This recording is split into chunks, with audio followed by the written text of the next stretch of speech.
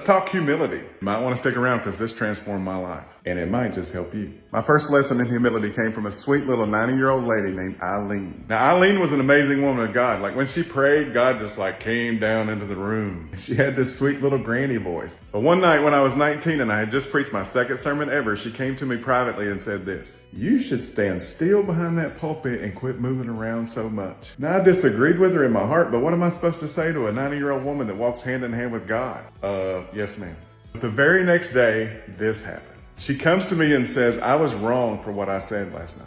I can't tell you who to be." I didn't think less of her because she came back and apologized. I actually thought more of her. Fast forward to a more recent situation where someone lied to me by leaving out a significant detail in their story, all because they thought it would make them look bad. A year later, I found out that they lied, but they refused to own their mistake. Now, I still love the person. I just don't trust them. By trying to protect their reputation, they actually did more damage to it. And all that because of pride. In the New Testament book of James, it says this: "God resists the proud, but he gives grace to the humble. Therefore, submit to God, resist the devil, and he will flee from you." That's pretty stout scripture. Not only is humility the way we approach God, but it also should be how we approach each other. Nobody's perfect, and we all know that. Trying to pretend that you are just makes you fake, and nobody likes fake. Eileen taught me that if you want to abound in grace with God and man, you do it in humility. If you screw up, own it and move on, abounding in grace.